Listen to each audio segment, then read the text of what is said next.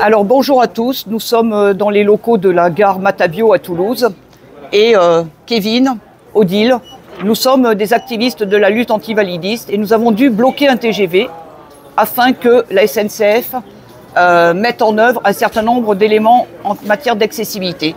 Par exemple, s'il y a 2 ascenseurs pour descendre vers les nouveaux quais, 2 ascenseurs par quai, c'est parce que nous avons mis la pression par le blocage du TGV, parce qu'il faut savoir que nous attendions depuis 2009 que la SNCF respecte ses engagements.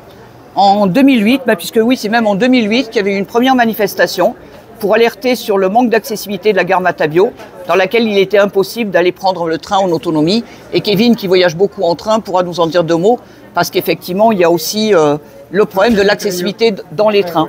Mais pour revenir à la gare Matabio, aujourd'hui, nous avons une inauguration qui a eu lieu sans que les règles d'accessibilité soient respectées dans les travaux qui ont été faits. Je m'explique. Vous voyez ici cet automate. Et tous les automates qu'il y a dans cette pièce ne sont pas accessibles aux personnes en fauteuil roulant. Pourquoi?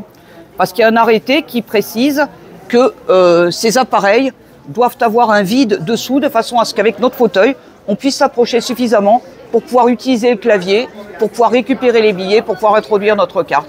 Donc ces appareils, et il n'y a que les appareils à certaines heures, il n'y a pas d'autre choix. Ça veut dire qu'à certains horaires, nous ne pouvons pas utiliser la gare SNCF en totale autonomie, alors même que la SNCF se vante de cette accessibilité. Il y a aussi des bandes de guidage, donc pour les personnes aveugles, qui ne sont pas conformes, qui s'interrompent, comme si l'aveugle allait deviner où est la suite de la bande de guidage. Et ce qui est grave dans cette affaire, c'est qu'il y a eu une visite avec les agents de la SNCF pour voir les travaux qui avaient été réalisés. C'était au mois de mai 2022. Au mois de mai 2022, on a soulevé un certain nombre de conformités, dont le problème des automates, dont le problème des bandes de guidage, dont les vitrophanies qui ne sont pas à la hauteur réglementaire et qui donc peuvent mettre en danger les personnes malvoyantes qui risquent de se prendre la vitre, et ainsi de suite. Et donc nous avons demandé à ce qu'il y ait un compte-rendu. Ça fait donc plus d'1 an, 1 an et demi, le compte-rendu n'est toujours pas sorti. Et j'ai écrit, vous pouvez le voir ici, à Philippe Bru, qui était directeur régional de la SNCF Occitanie, au responsable de l'aménagement, du chef de projet de l'aménagement de la gare. Et c'était en janvier 2023. Je leur ai dit que je m'inquiétais de n'avoir toujours pas reçu le compte-rendu de la visite et le relevé des points de non-conformité nombreux que j'avais soulevés. Je leur demandais de nous l'adresser, on ne l'a toujours pas eu. Je leur disais que j'avais soulevé la non-conformité des équipements et dispositifs de commande, notamment concernant les bornes automatiques installées à la gare Matabio, qui malheureusement remplacent de plus en plus le personnel. C'est-à-dire qu'on est confronté à une double problématique. D'un côté, il y a de moins en moins de personnel, aux grandes dames des agents de la SNCF, de moins en moins de personnes, qui, vous le voyez, quand on est accueilli ici par des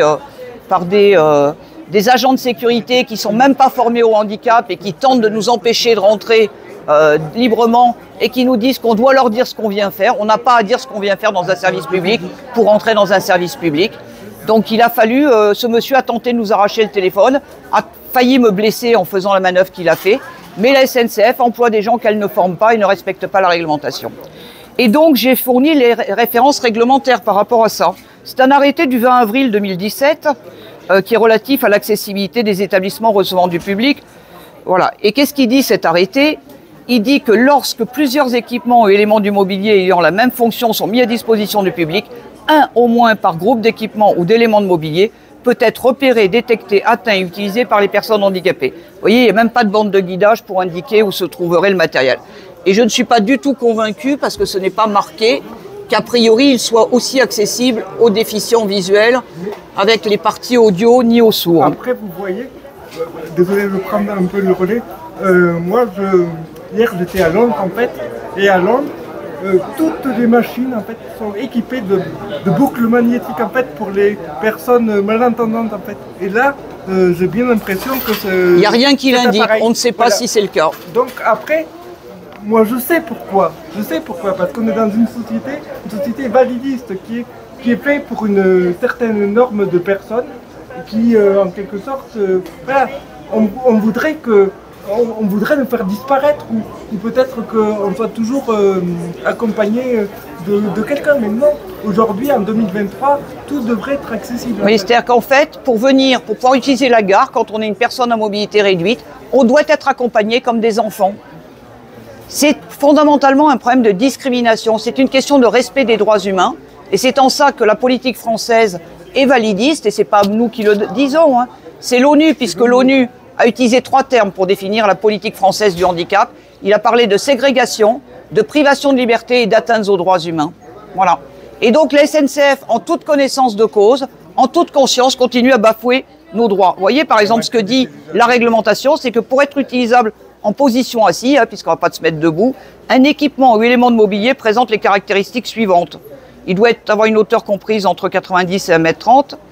Et surtout, il doit avoir une hauteur maximale de 0,80, donc de 80 cm, et vide en partie inférieure d'au moins 30 cm de profondeur, 60 cm de largeur, 70 cm de hauteur, permettant le passage des pieds et des genoux d'une personne en fauteuil roulant, lorsqu'un élément de mobilier permet de lire un document, écrire, utiliser un clavier.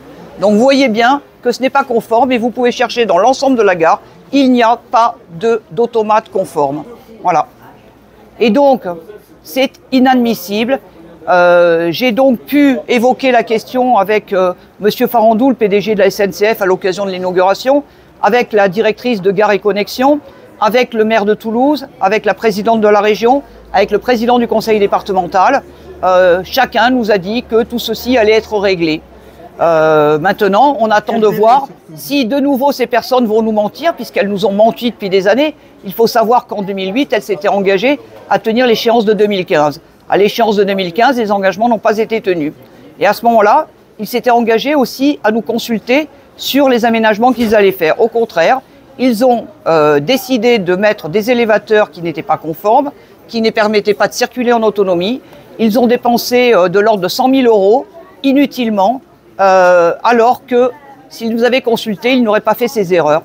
Donc voilà, nous voulons conspuer la SNCF et ses dirigeants qui viennent facilement parler de l'accessibilité alors même qu'ils nous discriminent, qu'ils nous interdisent de voyager en toute liberté. Et Kevin peut aussi parler de la manière dont on est traité dans les trains. Vas-y Kevin, raconte ton aventure. Moi, voilà, je vais me répéter, mais en fait, en 2016, il faut savoir que j'ai saisi la justice pour dénoncer des conditions de voyage totalement inadmissibles, ce qui veut dire être placé dans une voiture totalement, disons, en plein milieu de la rame, à côté des bagages, mettant en jeu ma propre sécurité, parce qu'il faut savoir que à plusieurs reprises, il y a des bagages qui me sont tombés dessus, donc voilà, bon, disons, heureusement, ça ne m'est pas tombé sur la tête, parce que voilà. Et le pire, c'est qu'aujourd'hui, voilà, la SNCF est sourde, et malheureusement aussi, j'ai saisi la justice parce que j'étais contraint de m'uriner dessus, en fait. Et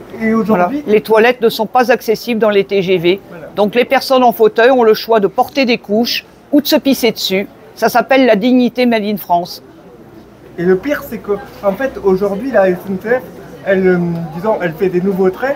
Et ce qu'il faut savoir, c'est que c'est pas forcément mieux parce qu'elle recommence ses propres erreurs. Donc, En fait, il y a plusieurs problématiques. C'est que d'abord, la SNCF et l'État français font appel à des associations qui se prétendent représentatives des personnes handicapées. Il faut savoir que ces associations, on peut parler de la PF, de l'UNAPI, de la PAJH, sont des organisations qui gèrent des